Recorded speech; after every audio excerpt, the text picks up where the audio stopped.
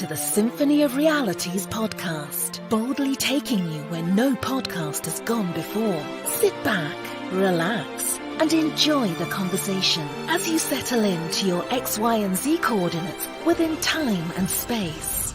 Here are your hosts, Christopher Anatra and Sean Bond. We did it again! Episode number 2. We're back. Hey everybody, my name's Christopher Anatra. You know me as the Quantum Businessman. I'm Sean Bond. You know me from PsionicLeague. So we are back with episode number 2 of our Symphony of Realities podcast. And the subject of this episode is more soft disclosure from the Disney series about Loki. So there's a lot of cool things like that we've been discovering as we've been watching this, Sean, and we want to share that with everyone as well, because there's a lot of interesting things that can be learned from this, and some really deep concepts too that are worth going into and explaining more. Yeah, and as we know from our culture, they believe it more if it's been made into a movie or a show. Isn't that the way it is, right? Yeah, exactly. Or a meme. Or a meme. It's not real news until it's a meme. Yeah, right, exactly. So, Sean, before we begin, I have to ask, can you explain your background for everyone right now? Because it's a very interesting image.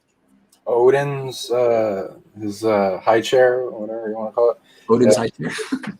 It's I mean, in the movies, in shows, it goes into like, oh, it's gold, big gold city. I think they use a way more intricate type of metal and stuff, and like amplifies a lot of stuff. He has a lot of power, vision, ability to perceive, know things, and influence. And protector of the realms, has had to do a lot of things. So both positive and negative, and through his history, and it changes. So quite a lot going on with him and everyone else in the pantheon.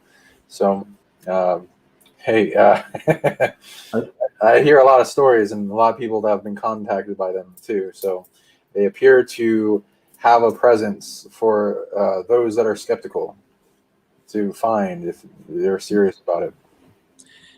And it's very appropriate because we're talking about Loki, things related to Asgard and that whole realm. So that's great. So we have a little PowerPoint that we put together. We got about 10 slides we're going to cover. And the first slide that we do is always kind of everyone getting caught up with what either you're doing or what I'm doing. So Sean, do you want to give everybody a little shout out to what you're doing with the PsionicLeague and any interesting projects that you're working on now or upcoming? Tell us as well. Sure. Right now, making the website better, expanding for greater membership, trying to make more of a community, make products, teachings, courses for people to learn different abilities, learn them themselves. I got so many. I just can't. I need to be able to film it all and then put it all up. And then people can just go through it and learn all the different skills that you can enter the greater game. And we'll be working together on more of those as well, and things for the business world and how to expand people and their wealth and abundance. I'd like you to talk about that too. Let me see anything else. Oh yeah, just work on videos, trying to like unite and resolve more of the planetary craziness that's going on and help other people to do the same. What can you tell us about your abundance things that you got going on? Yeah, so for me, abundance is as soon as I hear the word abundance, I'm like, I just perk right up. But yeah, so abundance in all things, right? A lot of times people think abundance is just in like wealth, but it's in health. It's in it's in love. It's in so many different areas. So abundance is a big thing. And like I said, we'll be working on videos together, that people can watch to help them increase their abundance and so forth. Currently, right now, if anyone watches the Symphony of Realities channel, which I'm sure you do because you're watching this video, I just recently finished a 2-part series on Napoleon, which was very interesting. I think people will find that, when you watch that, there's so many things in there that I included, and there's equal amounts that I didn't include as well. I'm currently working on another series about Atlantis, which I think people are going to find super, super interesting.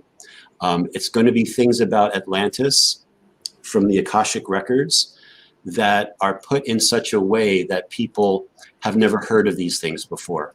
And I'm having a lot of fun with it. I'm really enjoying it. I'm expecting that it's going to probably be a 2-part series. It was going to be 4 parts, but I think I'm going to make it 2 parts, 2 longer parts. We'll see.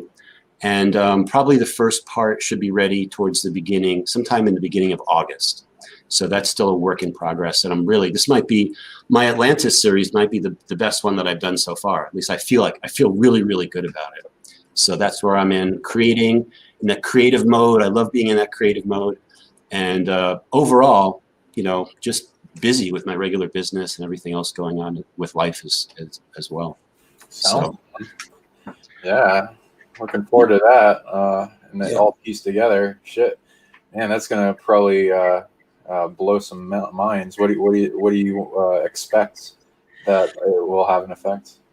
Yeah, I think even one of the concepts that is really interesting that a lot of people don't understand Atlantis had a lot of positive things, and also, obviously the cataclysms, weren't part of the positive parts, but there's a lot we can learn from that. And then there's the whole concept of the antiverse, which I don't know if anybody talks about that when it comes to Atlantis and how that played into it. So when people begin to see that, they'll be like, oh my goodness, I had no idea about, etc. But my whole goal with the Atlantis is that Atlantis rises again, at least in our memory, to get away from, instead of it being like a mythological place, like Plato talked about it, but he just meant something else. No, it was actually an advanced civilization. So looking forward to that.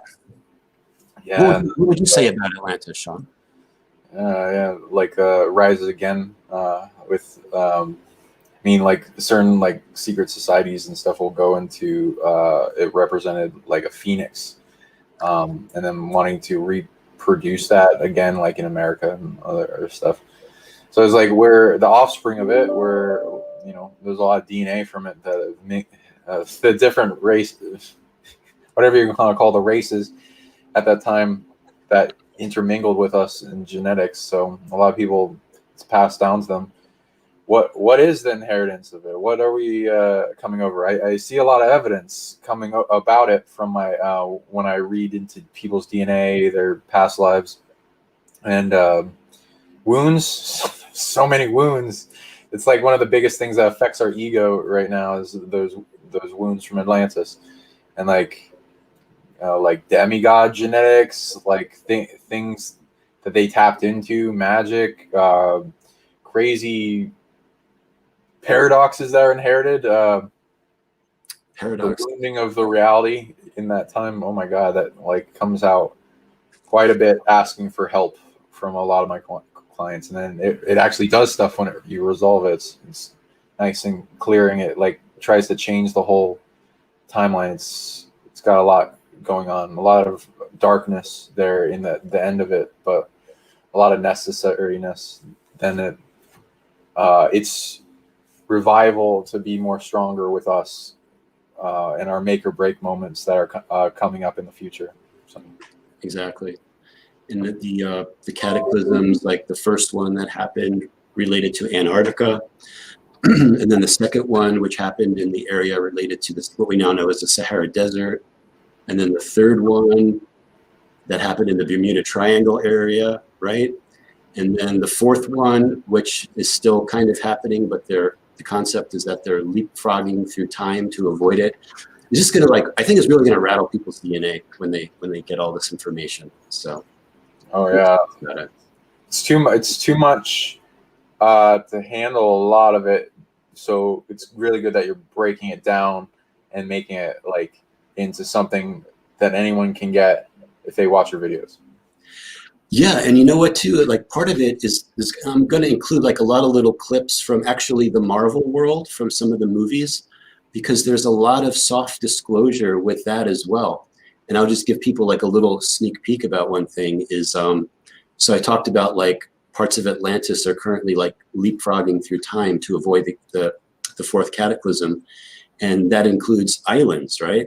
And so you have the Wonder Woman series, right? What do you know about the Wonder Woman series and that island where Princess Diana is from? Yeah, like Amazonia or whatever, Amazonians, Invisible Island in the comics. Based, there are some crazy islands on this planet, and they do a lot of different things to protect themselves, make it so that they don't have to deal with our crap. And they also seclude themselves so they don't have to interfere with a game that humans are going through, because there's a lot of rules around it. Yeah, there's islands that cloak themselves or protect themselves in different ways similar to that. So hey, what DC and Marvel are constantly trying to push us into a certain direction. There are white hats and dark hats, Exactly. And how like that island where she's from had like the clouds and storms and fog around it, so that even if you were close to it, you'd never know there was an island there. So those type of how they protect themselves. Exactly. So a lot of cool stuff coming up. Absolutely. So with that, let's talk about Loki. So our first slide and the first soft disclosure concept we're going to talk about is the life review concept. Now, I just want to say right up front, someone had asked me, like, what do you mean by soft disclosure? And I would say it's the opposite of hard disclosure, which is where you're blatantly told something, like this is the way it is. But just so that everyone understands, when we use the term soft disclosure, it's a way to communicate something without, making it like it's a story or part of a movie. Oh, that might be true, but it's kind of make pretend fantasy. So just so everyone's on the same page, what we mean by soft disclosure. Yeah, there's if people start digging enough, they'll realize there's a war on information, and there's censored information and stuff you can't look at, or they don't want to show you, or they'll take down automatically, which they don't feel okay with. So that's been happening for a long time, even before the media, in how people spread information, like through books, songs, like all the burning of books, the Inquisition, like all this magic and mystery school stuff, the burning of the Library of Alexandria. There has been a destruction on empowering information for a long time to make it so that it's easier to put them into boxes of belief and going along with a narrative that is continuing to today. So what are the ways that people have found to outdo that? Like putting symbology in art and keeping secrets alive, like in alchemical paintings, into putting them in secret tomes and books and coded messages for those that have the eyes to see. And then putting them in like, oh, this is just fiction. And and then putting a bunch of stuff around it to make it, oh yeah, of course I'm just being in the fantasy world. Don't worry about it. It's nothing going on here. And so the narrative doesn't cancel it. Yeah, exactly. It's funny when you mentioned the Library of Alexandria. It reminds me of a Mandela effect, right? Because I always thought that the complete library was burned, and it turns out, and I'd have to relook this up again. I'm kind of speaking off the cuff here, but there's a Mandela effect where now the entire library wasn't actually burned. So I view that as something positive. Yeah, that's such a good Mandela effect. It's when people like often say like, oh, it's all bad. It's all like you can determine if this is a positive or negative effect, and there's a battle going on. This is definitely like the saving of books. That's a way better timeline than the whole thing went and got destroyed. I was even like seeing things very concerned about it and wanting to copy all the books before it all happened. Like some things like knew it would be challenged And so there'd be like things that would either copy them, rewrite it in scrolls. I even heard of like secret libraries the Vatican was keeping, that some of the books were like from the Alexandria library, and like other things that have saved the knowledge. So that's even better. Yeah, I think this, even the concept of that, some of that information is even in some people's DNA that they might not even know is there. So they're all different ways to preserve that. So let's go back to the life review concept, because that was this is from the first episode, but it was, you know, printing out on a dot matrix printer where he had to sign like, this is every word you've ever said. And then he, you know, Loki made some kind of a smart remark, and then another piece of paper came out that was what he just said. So, yeah. So, Sean, how do you feel about the life review concept? I mean, this is. I mean, I've gone through some life reviews. It happens when you've had a near-death experience. There's like a replaying of the life in compressed time. There's a lot going on spiritually. It doesn't have to be you directly experiencing it. If you've died for a while and gone somewhere, you may have a life review, and then they're like, oh, you're not ready to go, or it needs you, or there's a purpose, or it wasn't in the divine order that you'd be taken out. Now there's like things that will adjust the timeline to make sure that the person still exists. And then there's the life reviews that happen when you die. There's like different things going into that, like with the Egyptian Book of the Dead, the Timekeeper Book of the Dead, and things that like people have experienced when they come back from near-death experiences that people can research, as well as like, oh, if it's a successful death versus like, oh, there's something messing with you. Like people will go into the archonic death concept of like this goes into archon's Greek word for rulers of their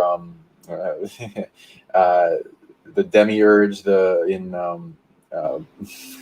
old philosophies, but there's a positive and negative aspect to that, but it's mostly found a lot of negative and control aspects after Earth is wanting to rise back into her power and retake her power from the delegation crew of whatever is in the demiurge. So that's kind of like a saddle put on the natural or incarnating grid, and then like people they want to get people reincarnate with low memory, low awareness, just a life review of the last life, the life they just lived, and then like, oh, just go back into our abuse of incarnation, reincarnation, forgetting, and if you find yourself in that situation, question it. See if you can get audience with your ancestors, beings that are true. Test them. DNA lineage, your ways to audit it. You want more memory than what the last life you just lived. So you get more of your strategy. You can see past veils, opportunities. And if they get angry and question things, there's also more red flags. You want to set it up to where it's, you can tell. And then if you're ultimately in that space, you go into the light within your heart and you try to shine that out in different ways that lets go of the illusion that tries to get you to agree to things, which is the whole point of the illusion Maya, to get you to agree to it and then do it if they can't. It's interesting. Yeah, and for myself, I first got exposed to the whole life review concept. Actually, it wasn't really a life review, but it was around the year 2017 when I was like beginning to like have like awakening events, and I would see like these 10-second movie clips that I couldn't even like make up in like HD color, and then figured out it was like scenes from my past lives, and I'm like, wow, this is like crazy. So there's also that concept too, where you can actually, almost like a highlight reel, right? So like these are some of the highlights of your past life, and this is some of the good things you did and some of the bad things you did, and that kind of a concept. So and you have ability inside. And I wanted to add one more thing to what you were talking about that has to do with the archons actually, but it appears that they were instituted after the last fall of Atlantis. is when Earth said they were to come in and, you know, handle the immigration type of a thing. So, and I also go into that a little bit with my in my Atlantis videos too, that are going to be coming up. Because people have they always been there? Like, when did they start? Are they still needed? You know, all those type of things. So, right, yeah, it's like I find with the wounding of everything with the fall, like she went into kind of a bit of a coma. Oh, you guys take care of it. Like her current the spiritual entourage she had. And, you know, they can't hold up everything, so they end up getting corrupted and overwhelmed over time. And then it's like her ego sets in, and then the ego spiritual entourage. That's kind of what they are. They're maintaining a certain amount that is it was necessary anyway. And then, I mean, that's lessening every day as like it rises back in power and needs to purify. So, you know, questions it still if it needs to exist. Exactly. So that's kind of our little analysis of the dot matrix printer. So that was the concept was the whole life review concept. So people may or may not have caught that from watching that, but we just wanted to just clarify that. So let's look at the next slide. And I believe this is from maybe the second episode. This might have been from the first episode as well. There were two things that the TVA soldiers used. The TVA soldiers are called the Minutemen. A time slowdown nightstick, and they had something called timeline reset grenades. So these Chronos time particles, how now it didn't talk about that in Loki series, but obviously when you're dealing with time, you're dealing with the chronons. So how would you describe the chronons, Sean? Yeah, exactly. Thank you. This is the current scientific theory that goes along with temporal physics and waves and particles, and then naming it chronons. Sure, whatever people want to call it. Definitely an energy field emanating off of the branch of all light, all existence, that then branches off into that specific function and reality permanence. It's a very foundational, ancient one, along with the couples with space as well. So it's somewhat accurate. I've found so if you go into the spectrum of, okay, there's this experience, this holding space, allowing moment to moment, and then allowing for linear time as expression, as well as what other times that we've come across. So then we can like see the behaviors of it in succession, pace, in direction, and as well, like reverse time with that movie Tenet. You remember seeing that? I don't remember that one. The Tenet one where he went back in time. Well, like it's like the spy that like interacted with objects that had well, this is what I would explain it as if it was going at a reverse time chronon field around it that makes it move in the reverse direction. And then picked up like bullets that would catch the bullet that was just fired. And right. Yes. Now I remember. Yes. Super confusing to most people, but definitely based on a real concept that I've tuned into the energy before and like had to track back beings that were attacking using it in maintaining time and like things that have. It's really wonky and weird, but it also goes into the school of reversal if you're wanting to reverse effects of wounds and stuff. But that's just one aspect of the types of chronons. I'm kind of got to be careful with what I'm allowed to say because the teachers of time, with these new things coming out, I'm allowed to talk about more things, but they definitely told me not to just tell anyone everything. It's one of the more abused, sought after types of abilities, that and space travel, so like teleportation. It's one of it can really screw up things, and it's like how you breach quarantine bubbles. So that it's how evil wants it. If it's trapped somewhere and quarantined by good, then it's how it escapes.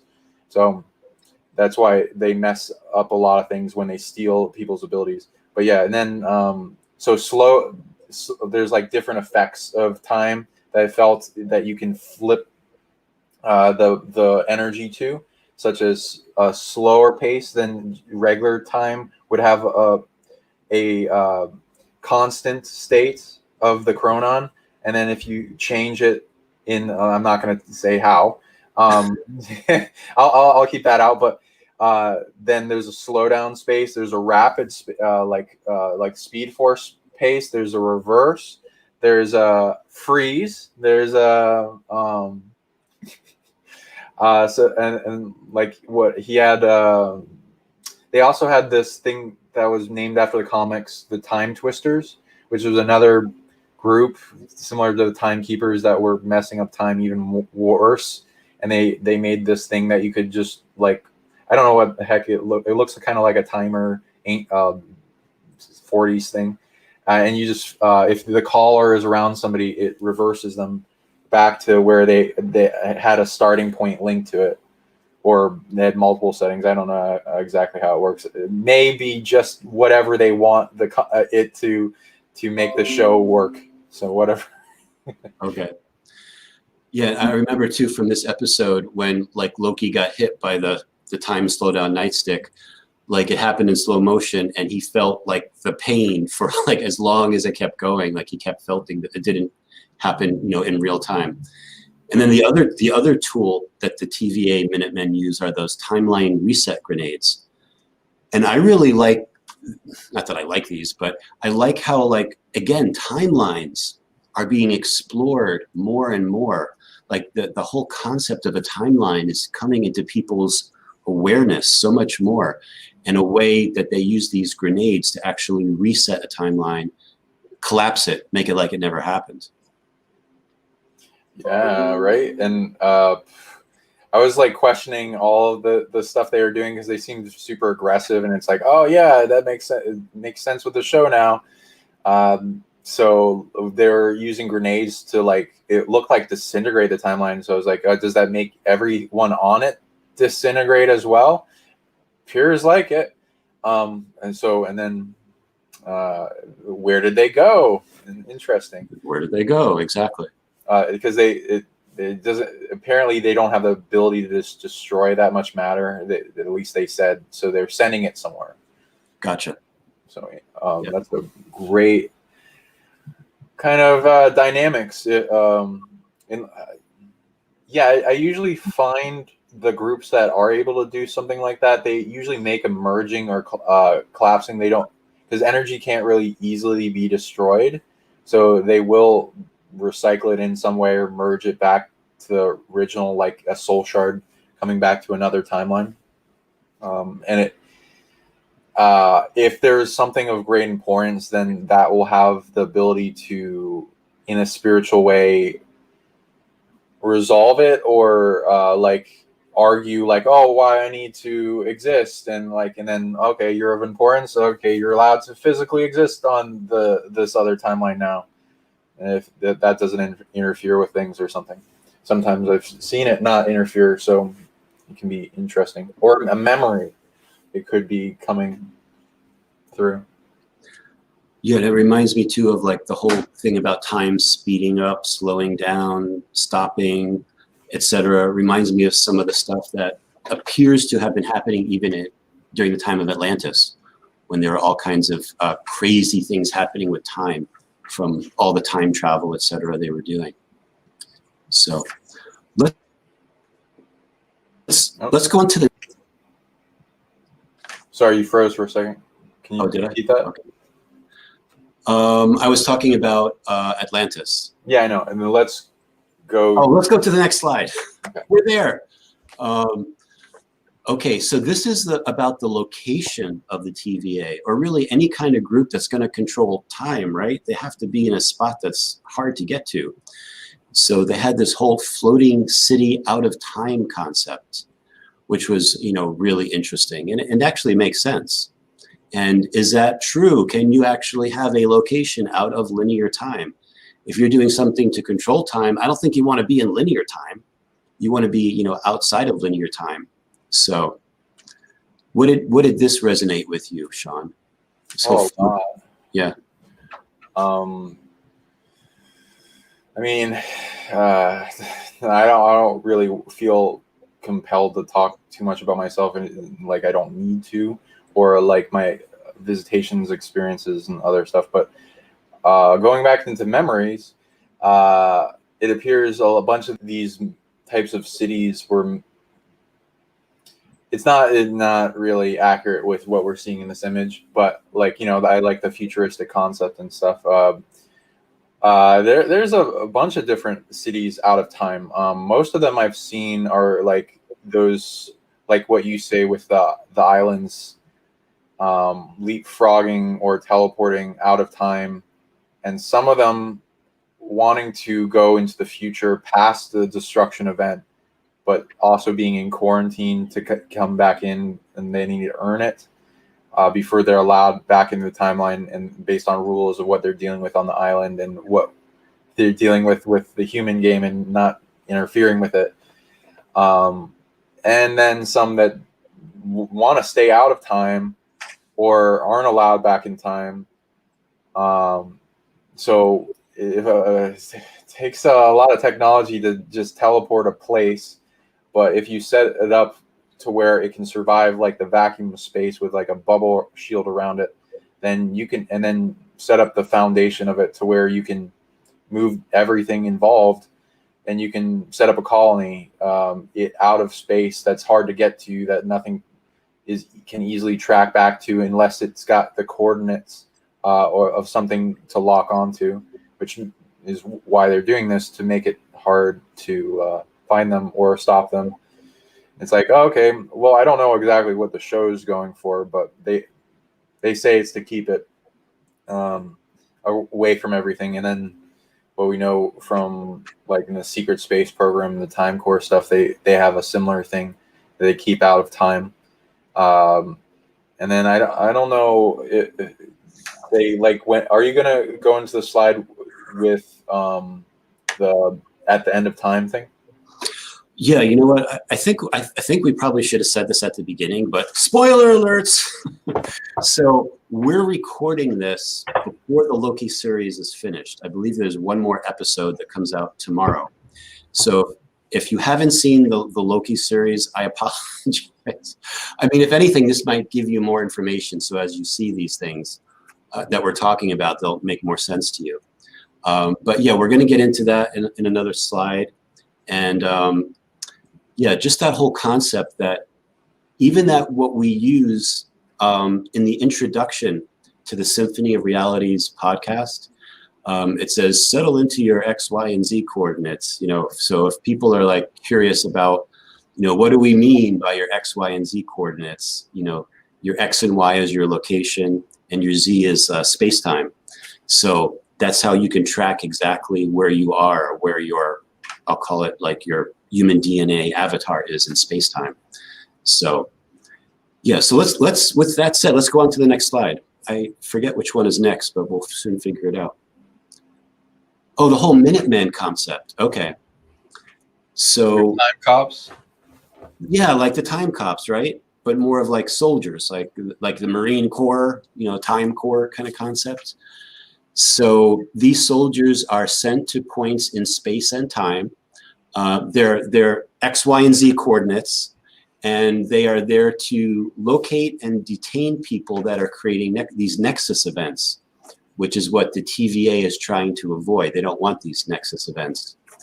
And we discover, sorry, spoiler alert, we find out that the people that are in the Time Corp are actually variants themselves that have been, their memory has been wiped, and that they have no idea, who they were in the past, but they were variants themselves, and now they're working for this division or this TVA. So it's a whole recruitment. How does Time Cops or the Time Corp, find recruits? And I'm not saying they find them this way, because I think you have to have something special within your DNA to even qualify for that. But Sean, how would you describe someone that's a time cop or in a time corps, or the whole concept of working for one of these establishments that's trying to keep people on this, we'll call it the sacred timeline or the golden timeline? And a wonderful question. And to give people my stance on things, I see a bunch of different controllers of time that are coming from different planets and places, different species, including our own species getting in on the game with their own groups. They're sometimes against each other. There's been negative ones. The negative ones trying to keep hidden, but and then the neutral ones that are claiming not to be neutral, and there's like, oh, okay, are you really? And then the positive ones based on their actual true action, showing that they're making the timeline better, is what I like to find. But I like also being skeptical, and like the show is going down a rabbit hole. Are the Timekeepers actually good and for our benefit? It seems like they're not in the show. So I think people should audit the crap out of these groups if they remain hidden and they don't want people to know about them. There's a certain amount of, they need to keep themselves safe and not in destruction events. I understand that, but also they need to be held accountable so they're not taking us down some controlled route of the timeline that isn't truly the golden timeline based on everyone's agreement. Right. And like some domination stuff, which I have been also finding with some of the groups that are like severely threatened by us in what we will become in the future, and some to the point where they're willing to stunt our growth just for the potential of us being either challenging them or overtaking them, or if they're havoc, which then I wouldn't say they're neutral at that point, and they need to be audited. So then, in the comics they had a different way for the Minutemen. They would all be clones. Like Mobius would be a clone, and he'd just be a really interesting and into finite details clone. And so he had his own like why he's the best kind of thing, kind of like in Star Wars, the Clone Wars. Each of the clones kind of had their own personality. Sometimes that's reality, but a lot of clones are not that smart, and they malfunction a lot in actual practice, and they don't live that long, and they break down fairly easily. There's a fractured amount of the soul that has to go into them. They can only take so many clones before the clones start breaking down. So I've seen some groups use clones, though I mostly will see that used by the dark versions. I haven't seen, and if they're doing that, like they're abducting people and then wiping their memory, that's bad, and they're dominating people, and they're not a good time core, so that'd be a red flag. Though I haven't really seen that much. I've mostly seen recruitments, and they had people and families that are like breeding next generations essentially, and then sometimes the clones, but I've only seen that with the bad. So audit all of that. And then what if it kind of also is a reverse on what the Time Corps is doing with some people, or like some of the projects in secret space program, military, temporal dilation, my lab abductions and stuff, where they'll take them off and to do a mission and then utilize them and then put them back in with a memory wipe, so they're here and not remembering what they did or who they were in the other timeline. So it's kind of a reverse on that. Exactly. So those are a lot of very interesting things you brought up too, especially about the clones, right? Because a lot of clones, they're not that smart, and they don't have long lifespans, etc.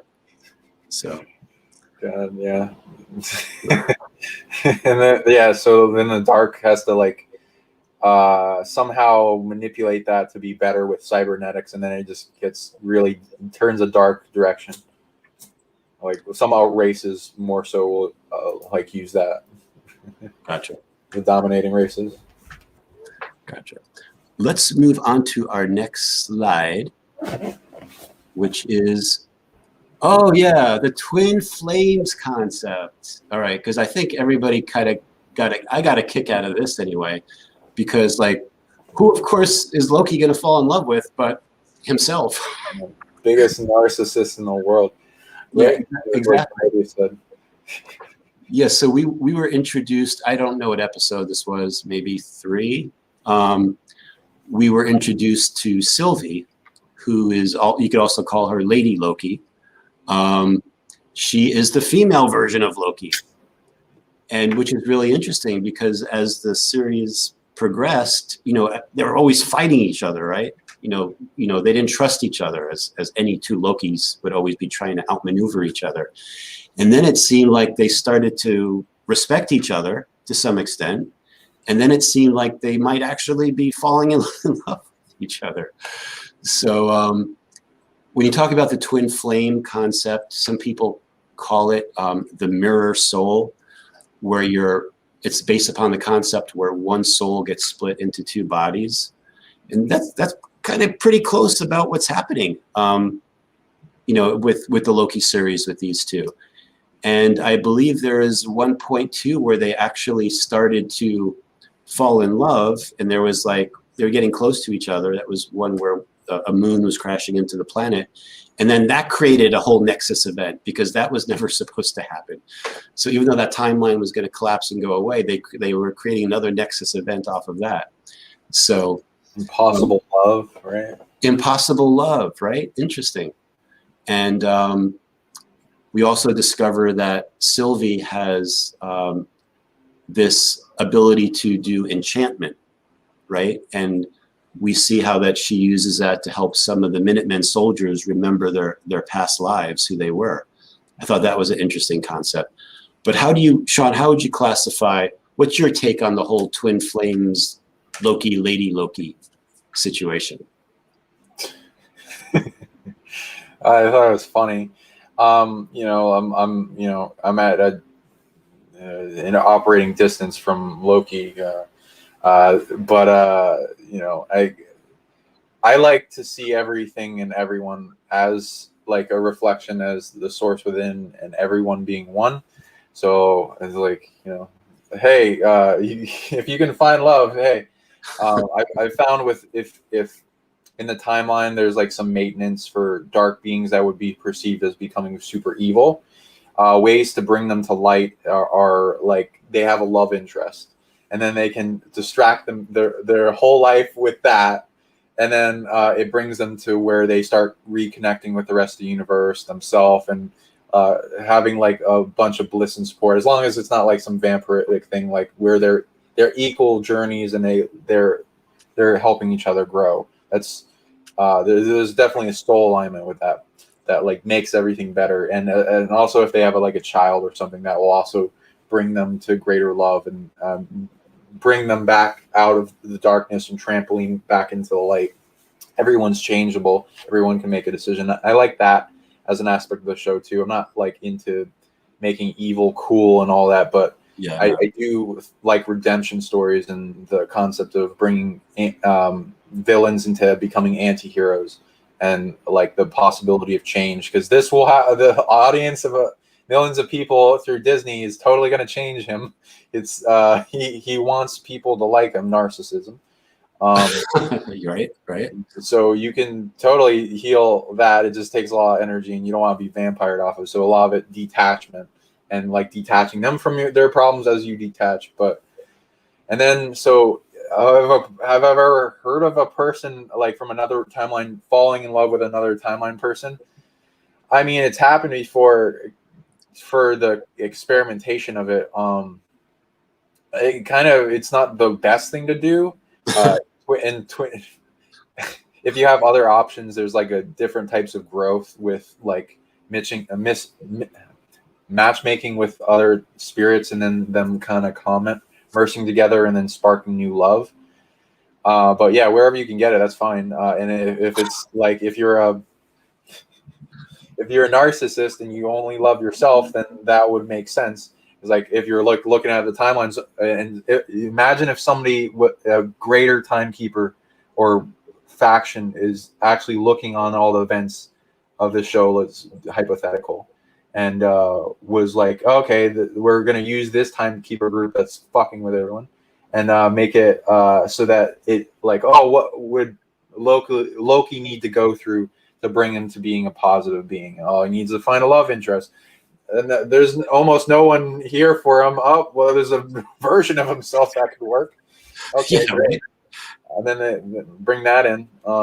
Eventually they meet. Oh, okay. But yeah, that aspect of the twin flame definition, I've heard many different types. So I like to not limit it and categorize it with like a large amount of old, like your top 10, top 100 list of spirits you felt the greatest amount of love with.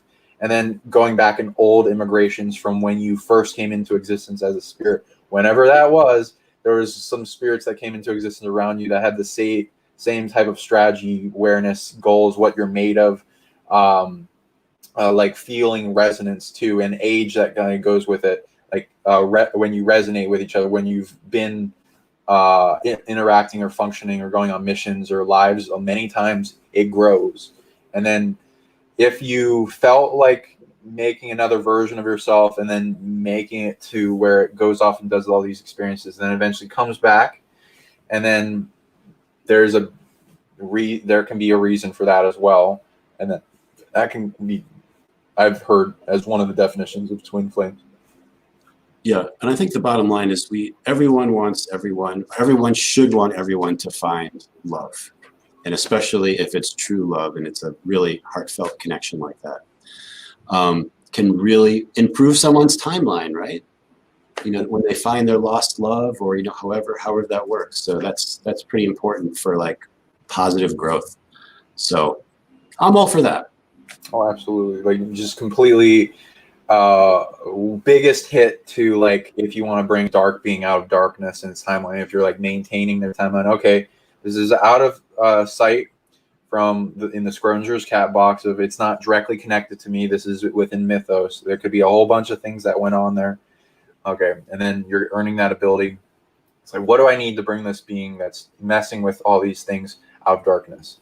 Bam, bring it whatever the love interest was, figure out where they are, spur that up, because there will be things that want to stop it, that want to incur on that person to make them evil, to make them a dark being.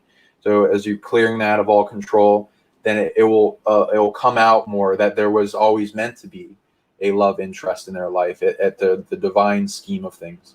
And exactly. As that's allowed to flow, then the experiences, the more there's like love experiences that people feel in their life. And if they list all the types, they can realize, oh, these are the types of things I can bring to that person's timeline or influence them in. And then that will make the perfect equation to making them an asset to everyone else too. Exactly. Well said. I like that. Okay, now we're going to move on to our next slide. We're moving from the subject of love to who are the true TVA timekeepers? Because in one of the last episodes, I think it was episode 4, we find out that these 3 characters of the TVA, these mysterious figures, are not real. They're androids. And I believe that Sylvie does something and cuts one of the heads off of one, and it's like a robot head that comes off.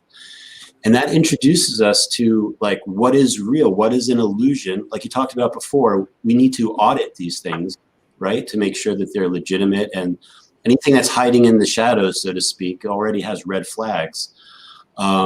So like who are behind these 3 android robots that everyone thought was the keepers of time and the sacred timeline?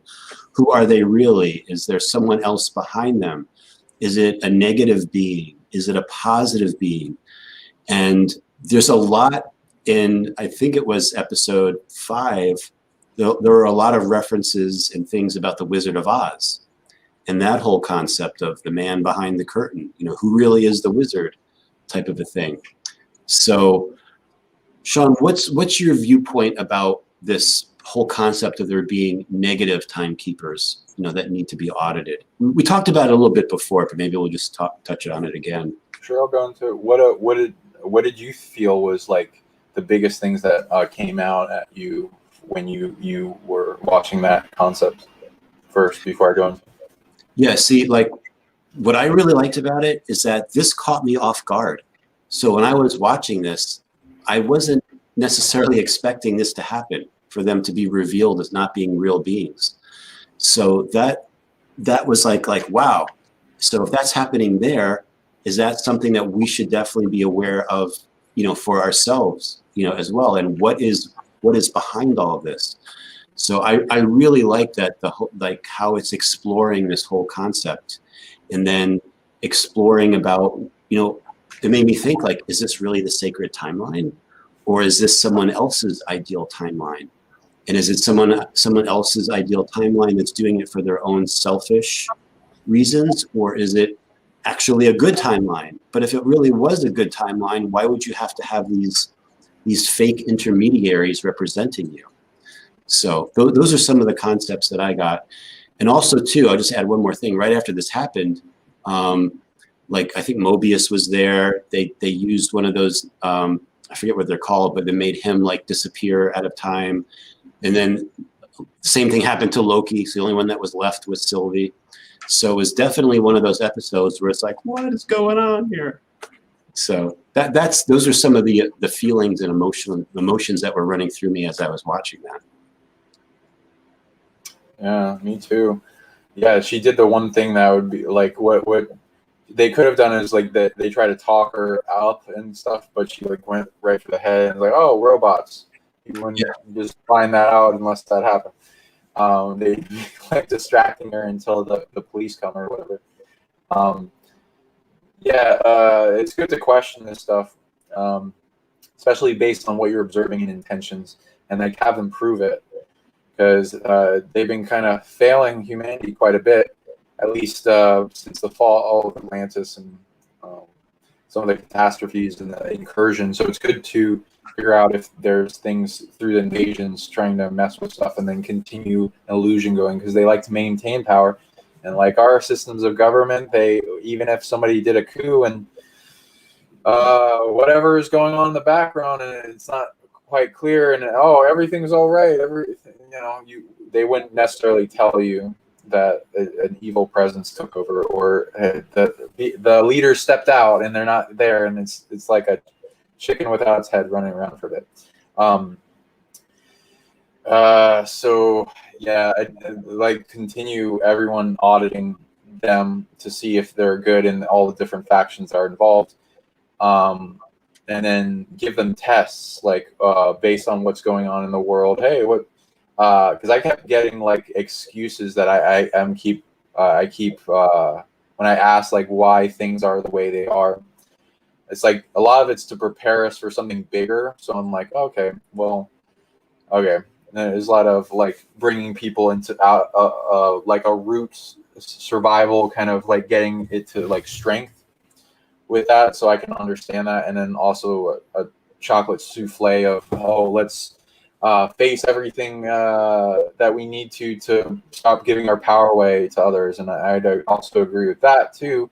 But at some point, a lot of that's excuses, and it's like, okay, at what point does it get to being depopulation or something bad that shouldn't exist, that like threatens our species in the future from helping everyone else in the multiverse for selfish means, or genetic engineering, or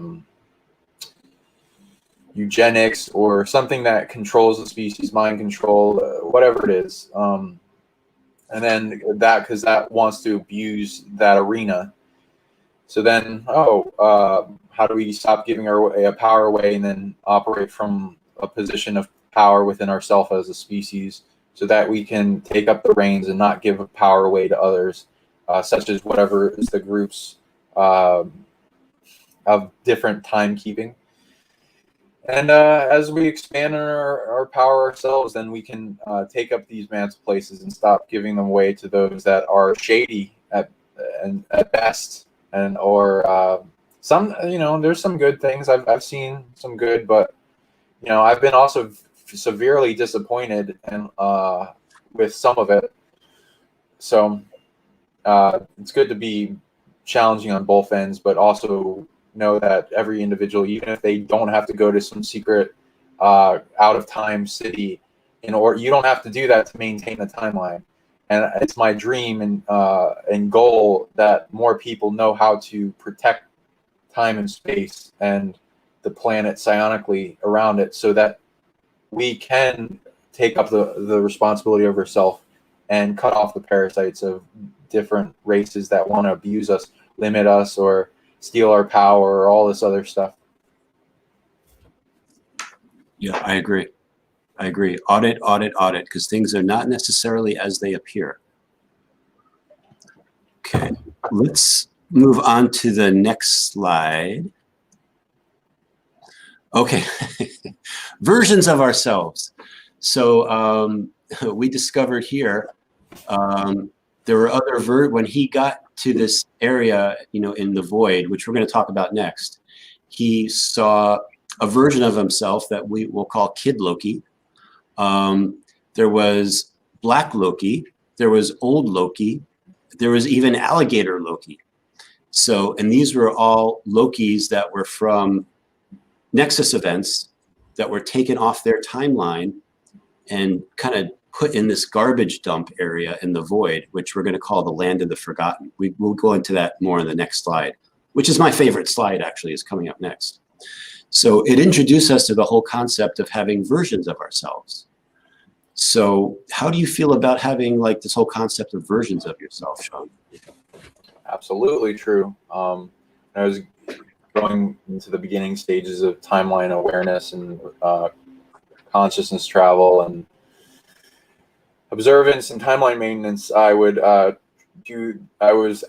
first granted access a lot of the time to different timelines that were branching off of this one for different timeline potentials, choice points, and what would happen if this happened and this happened. And a lot of the training ground I would spend on problems so I could learn how to heal a timeline and maintenance it. And some of it was like catastrophes or events that shouldn't have happened that are like, Earth ultimately is like, let's not have that on the main timeline. Let's branch that off that way.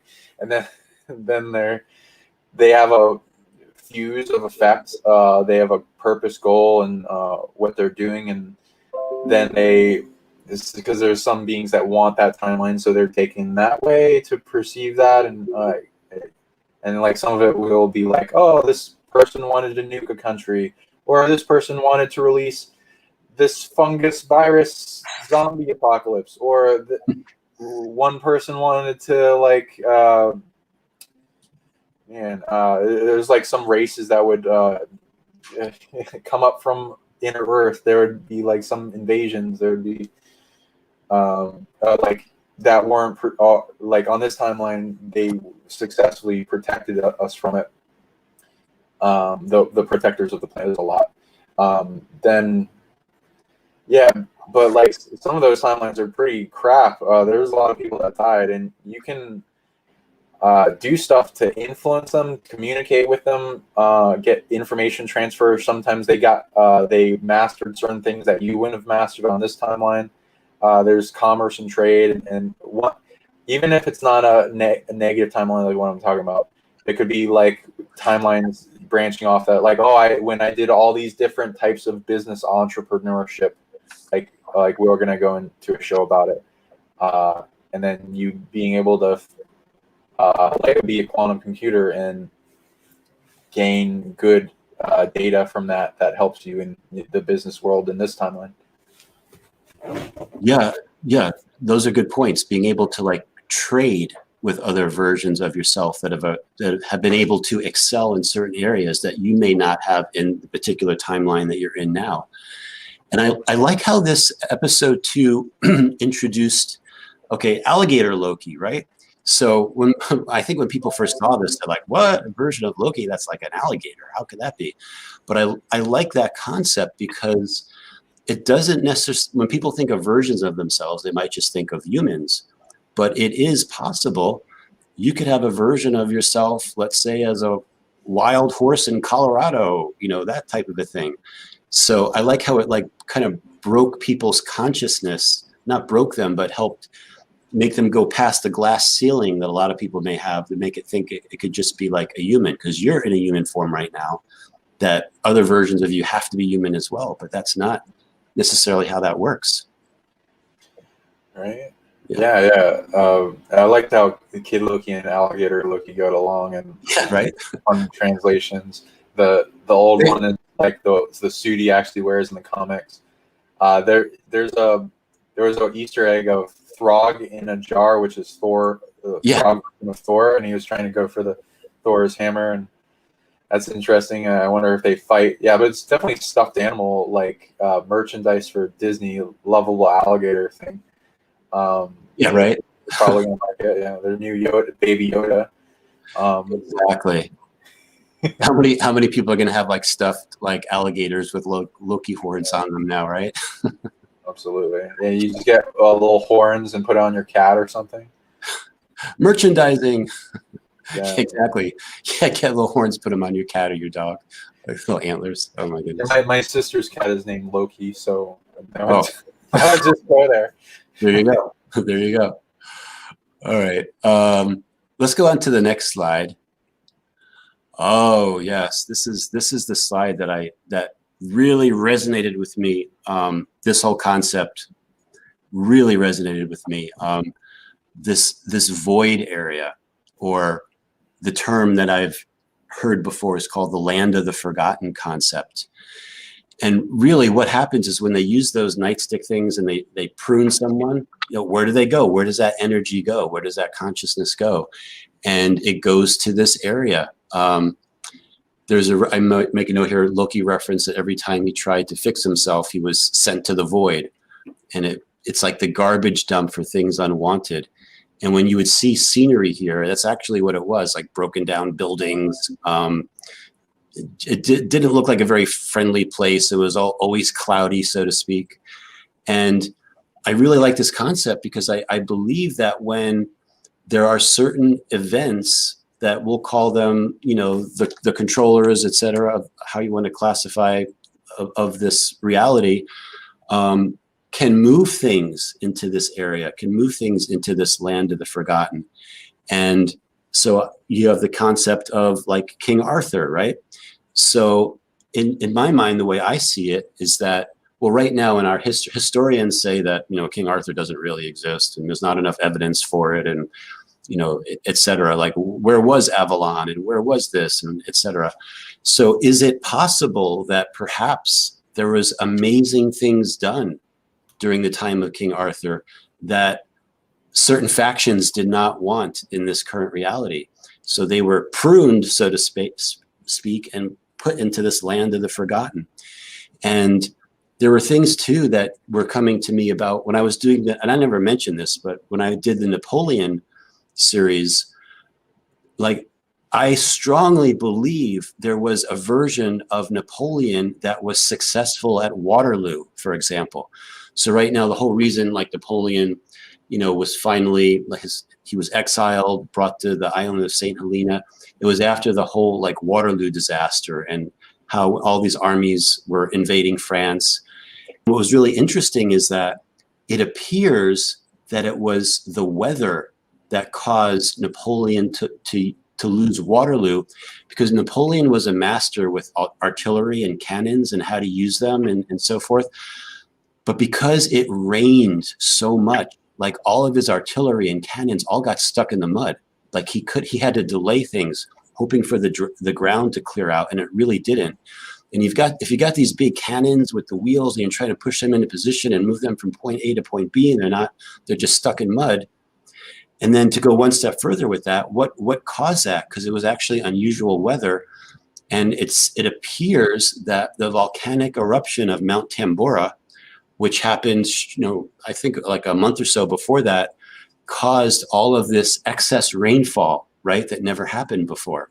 So is it possible that something influenced this big volcanic eruption, which caused unprecedented rain for that time period, to cause Napoleon not to be able to get his troops, everything in alignment, that he was trying to do to win against the English and all the others that were there, like basically trying to overthrow him at that time.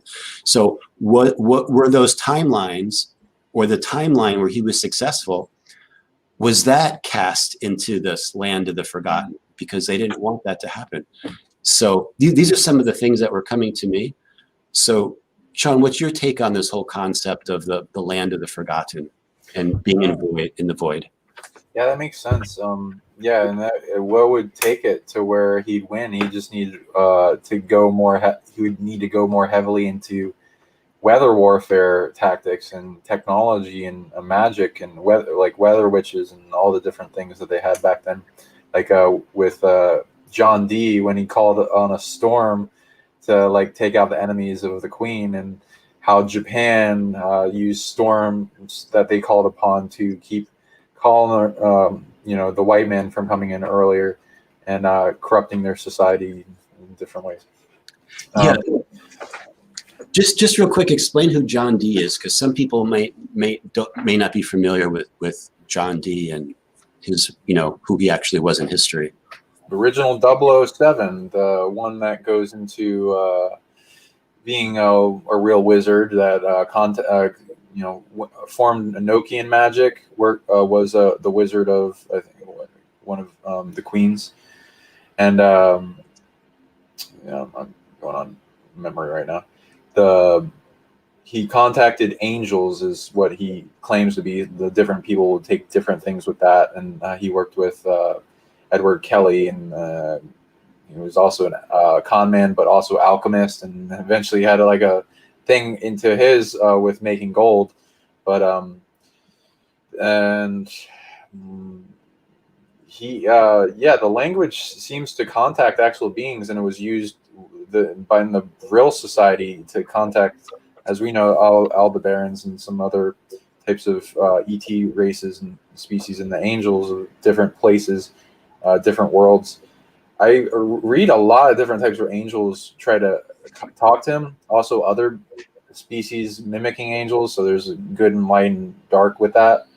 But it formed the basis of a lot of future magic after a huge amount of erasure of ancient history and how to do things, and some in sigils and symbology and a language. And he was really good at translating. So that's one of his technologies that if anyone, be in detachment from a lot of the stuff that he also has in drama. But if you wanted to like somehow do commerce with him, his main thing is translation.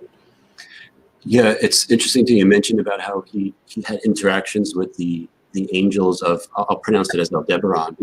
And we're going to be, just so everyone knows, we're going to be doing an upcoming show. We're going to talk about Aldebaran. We're going to get into that concept because a lot of people may not be familiar with that particular, about that planet and that star, so to speak, and how it's related to what you would call the family of Michael, for example.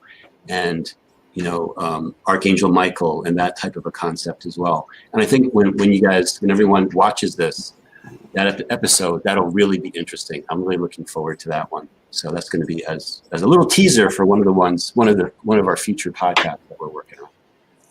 And for what you said before, like with Napoleon and like him being a critical mover and shaker, that like in pivotal motions of time that different beings wanted different things, so it took powerful people and beings, spirit conscious, whatever, that could make it and anchor it in an effect, that were willing to do the action for the timeline they wanted, that ends up being the now. And in that point, that branches those points in history, a bunch of other timeline options of the choice points of what could be, start branching off more potentials.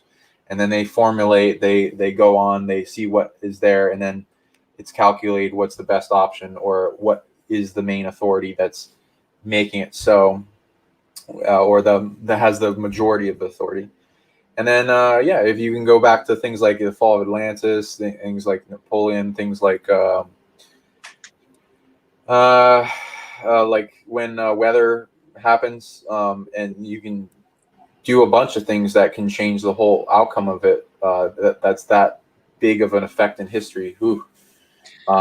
Then branching off, if they don't all merge, then what's left can go into the land of the forgotten. And so like things like King Arthur and that timeline, there's a lot of timelines that branch off of those events and have everything to do with Merlin. Holy crap. There's a lot of timelines that branch off. So that some of the things are merging back, but some of the things are cut out. And then, so like you said, things will end up in the land of the forgotten, or how I'll describe it as void space, but in layers, like, because there's a lot of layers in void space of keeping things out of the perceived light universes, in the nothingness, the space of infinite potential, and then space going back of like uncreation, like things being uncreated from perceived realities, and then if in layers of like, okay, you need to be forced out, and then you get certain chances, and then in layers going out on how bad they are, in how they need to be uncreated for more. And I've seen chances in that in the realm before it's completely uncreated, like people refer to the second death. Oh, interesting. And I think too, like a lot of people like will have almost their DNA vibrate with the whole concept of the land of the forgotten, because a lot of people watching this right now may actually have versions of themselves that were sent into this void or into this land of the forgotten concept, that there's a part of you that understands that and is very aware of it. So we're like, whoa, what is this all about? So, and then there's the whole concept is if a version of you is put into the land of the forgotten, can it actually escape? Is it like stuck there forever? So that's another thing that should be explored as well. Like, is that the end of it? You're going to be like just destroyed somehow in this land of the forgotten, or can you actually figure out a way to come back into this kind of a time? What have you found? What I find, what I feel, what I believe is that there is a way to escape from it, and there is a way to have those versions of yourself come back and at the very least integrate with you, and it could even cause history to change. And there's some things too that I've noticed related to Mandela effects, where I'm sure of certain things where history has changed for the better. One of the things is related to Egypt. So I remember going to Egypt, and you were with me, Sean. This was in 2018, I believe. We went to Egypt, and I had done all this research about the pharaohs and the Egyptian gods and goddesses, etc. And a lot of the sites that we visited were part of the ancient Egyptian empire related to Ramses II. And I remember back then that he died a mysterious death. He was like less than 50 years old. He had died a mysterious death. He did all these powerful things, for Egypt. He died suddenly. They didn't know what it was. They blamed his family. They blamed some of his wives. They blamed some of his children who could be the heir. And it was a really sad story because people were executed. Like, he had children that were executed because of it, because the priests at that time couldn't figure out what it was. So it was like, and I saw documentaries on National Geographic and the History Channel that the mysterious death of Ramses II. Now, in this timeline, he dies an old man. And I think they say he dies of hardening of the arteries. So that Mandela as well, it kind of freaked me out. So is it possible that, something positive, like some of these things could happen where maybe that version of him that didn't have this sudden death kind of a thing that no one could explain was, maybe he escaped from the land of the forgotten, so to speak, and the timeline was brought back. And now, like, his children that were executed, they were never executed before, and history had a very positive thing, because sometimes these things happen and they don't need to happen. Like, they don't need to happen. So it's all part of like pieces to the puzzle, trying to figure out all these things, like turning the Rubik's Cube of time and getting things to line up a certain way. That's how I see it. And like, yeah, you can read each Mandela effect as is it a positive, negative chess move? Is it worse or better? And like with this, it seems like it's better. The person's able to do more things. At least it's better for them. And like if their actions met and the reality supported them, then that seems to be. So then it's like, okay, the difference in time, what they were able to accomplish, what was the cause of death previously, is that resolved. And when you're doing timeline maintenance, there's certain levels and like things to resolve, and so you don't make paradoxes. There are things to learn. So like of separate bubbles of reality and bubbles that you've seen and perceived. And sometimes that's reaching on the state of miracles or things that like completely confound our belief because we've observed them and they still changed. And so that like goes past the level of, oh, we're only able to change what's in the unseen or whatever other people limited, because like there's clear definitions of belief and what you have to cross in amount of energy to do that. So it's pretty interesting. And as people healing themselves on this planet, they start changing the past and the past versions of ourselves and all the things that people were, our ancestors, and they start to correct and purify of all control and domination and things making it worse. And that's slowly making everything better. Of course, the dark is doing the same in their controlling direction, but that's the chess move of time. And with Mandela effects, there's a clear example that we have the ability to change the present, the future, and the past. It just takes work, and it takes a perfected and what it takes in allowance and agreement and where the authority is. But it's happened. It's shown itself. It's made a mark in history with these marks in history that people are observing. Exactly. Okay, let's go on to our next slide, which is about, oh man, look, so there were so many Easter eggs, right?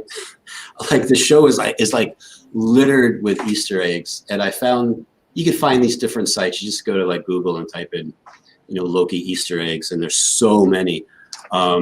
This was one of the more like obvious ones to me that I caught right away. Sean, I'm sure you caught it too, about this ship that had the big number 173 on the side, which was the USS Eldridge, which was part of the famous or infamous Philadelphia experiment, which may or may not have ever happened, related to the US Navy. And to give some people some little background about this, the way the story goes is that the US Navy was looking for an interesting way to make a ship invisible to radar. So using information that it is said they received from Tesla and or Einstein, they were actually able to make this ship disappear. But then where did it go? And in the Loki series, it showed that it went to this land of the forgotten in this void space. So I thought that was like really interesting. And when we do the next slide too, you'll see as soon as that ship landed there, it started battling this monster, so to speak. And we'll talk about that on the next slide a little bit more, which is also our last slide, by the way.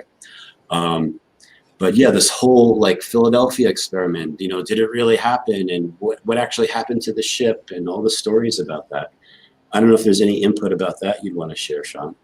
Yeah, this is a huge rabbit hole with that, and people can go down on it. It's crazy to me that like people can ignore that it exists, but they're ignoring a lot. There's a lot of people ignoring things, but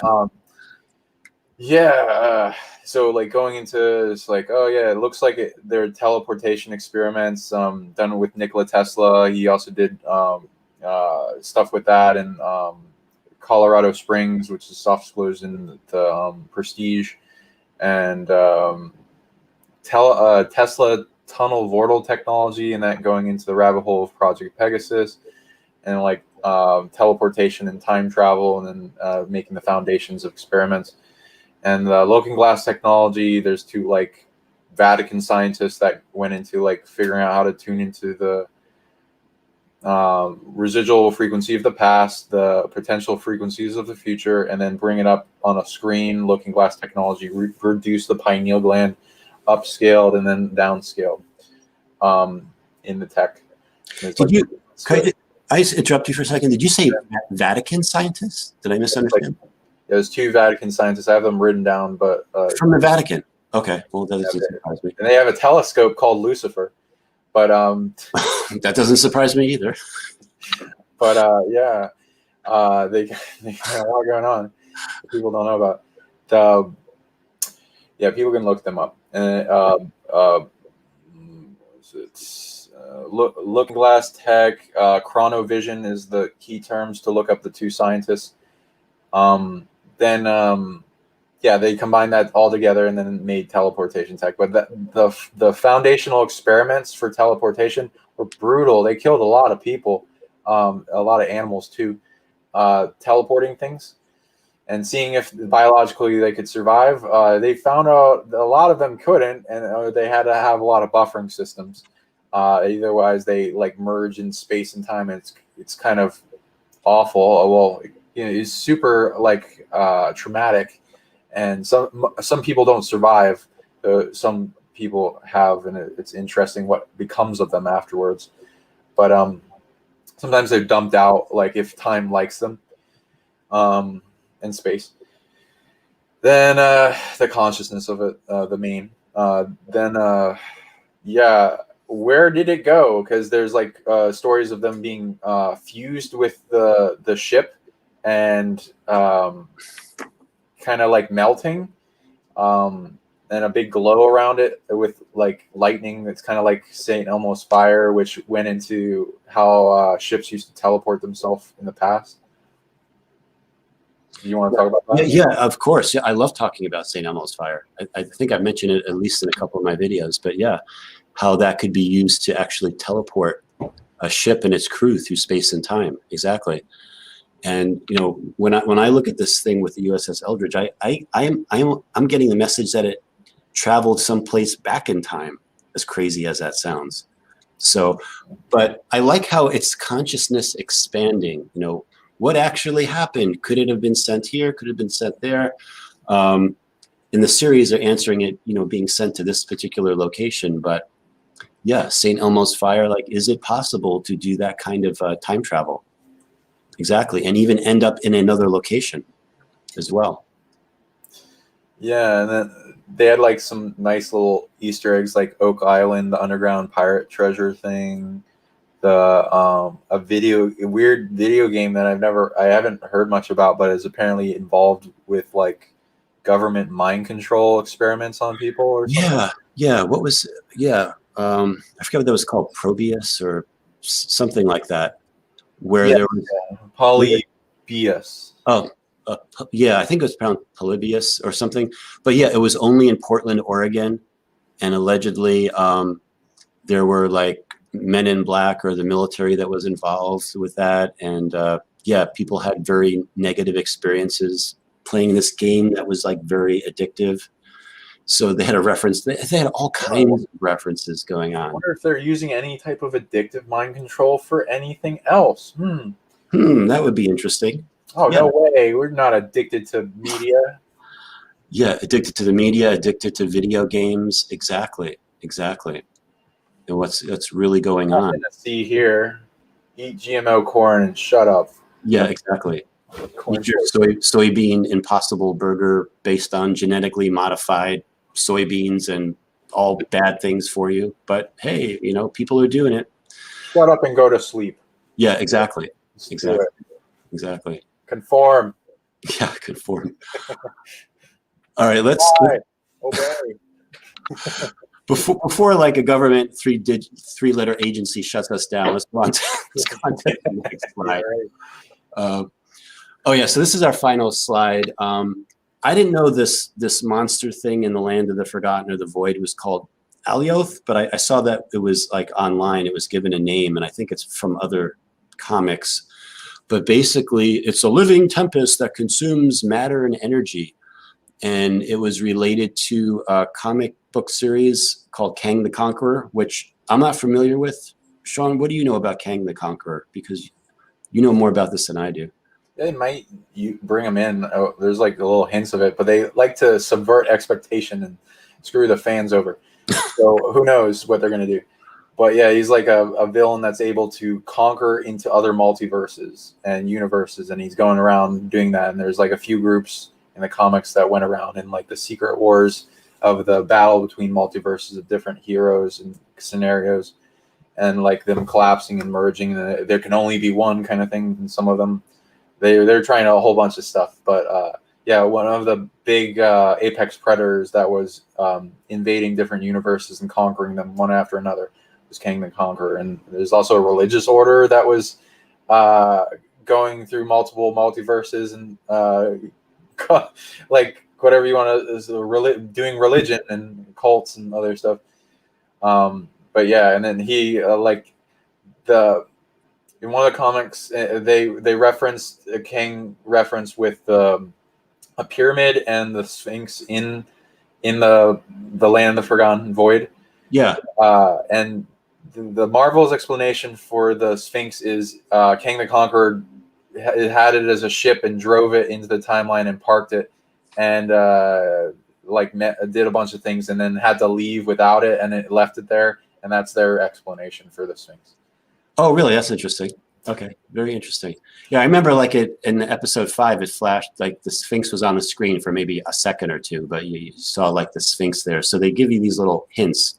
We don't know because the final episode doesn't come out till tomorrow, but yeah, it is really interesting. I like the word Tempest. Did you find it? I've never heard that word.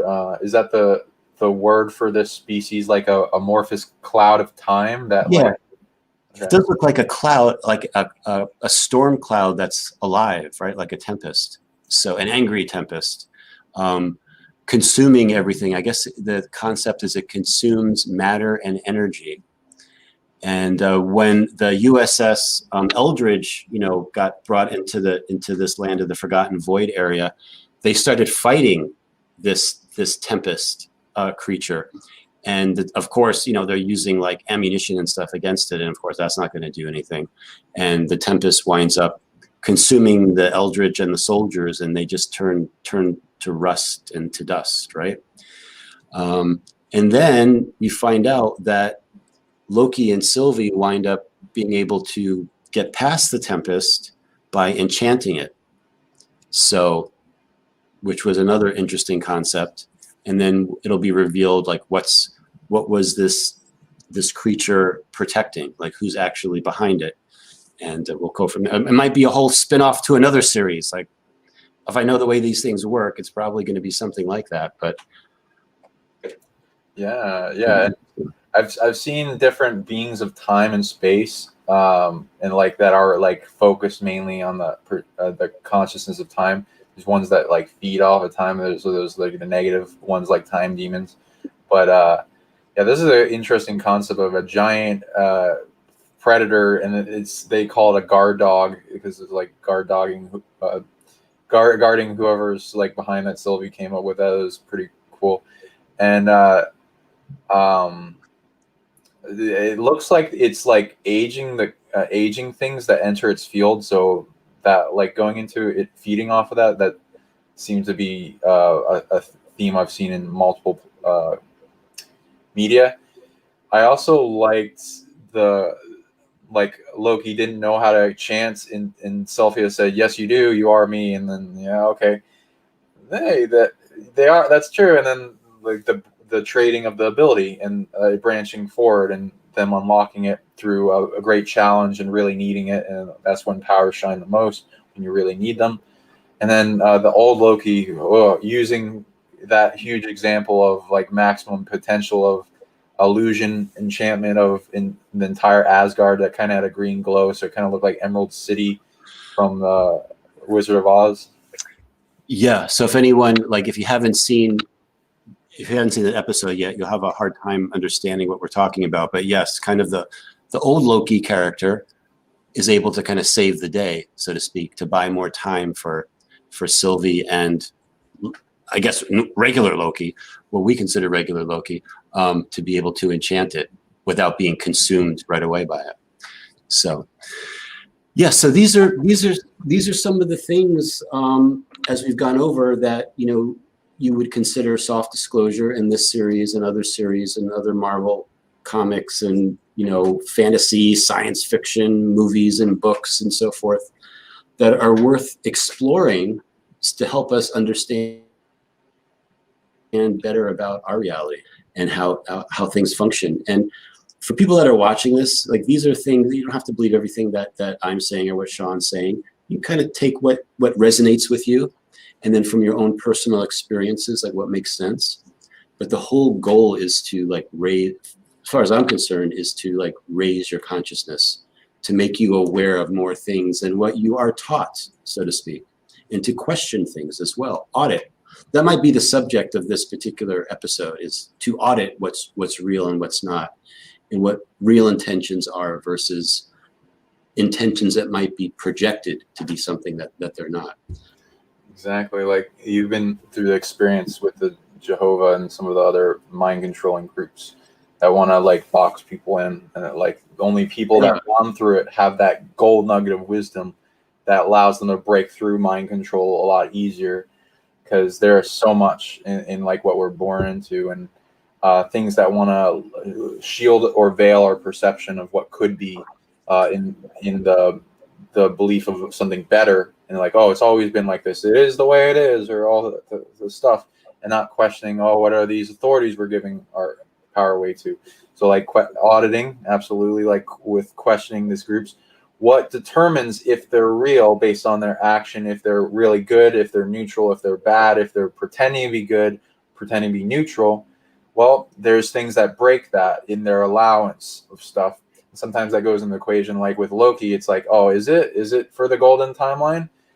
All of his versions kept saying, every time one of us tries to fix ourselves, we get put here. So it's not for them. Their only excuse was, oh, to make it so that you could be the villain that brings the heroes together to form the Avengers. I understand that is necessary and part of the equations and some of it. But if it's in the person's free will to not be that villain, then there's a power vacuum. Another villain could probably fill it. That's fine. Unless, like, you needed, like, something to ramp up for the future, then I can understand. That's why, like, oh, philosophy, which one's better? But that's a good red flag, is if they're not allowed to change for the better, then something might be trying to dominate them, and that could make the timeline worse. Like in the comics, the Timekeepers aren't good. They're manipulating. They make an enemy of the Avengers because they threaten them, and they're, like, sending villains after them every so often. So we'll see what they do. Yeah, we'll see what they do, and what else. But as there's more soft disclosure in other movies and so forth, I'm sure we'll be talking about that. And you mentioned too about my, experiences growing up in a religious cult called the Jehovah's Witnesses, and I actually recently did in our interview with someone. I'm going to post that to my channel soon with, like, an introduction, so that if people are trying to understand, like, who is this quantum businessman guy? Like, where did he come from?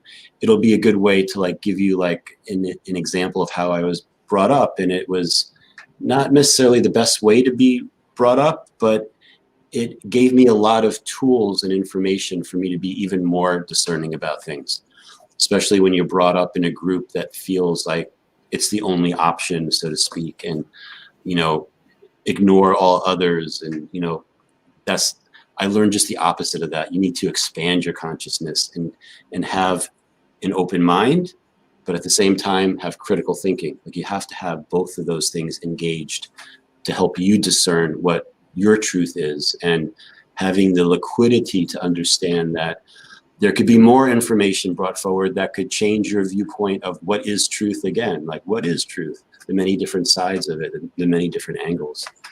So in conclusion, this kind of ends episode number 2.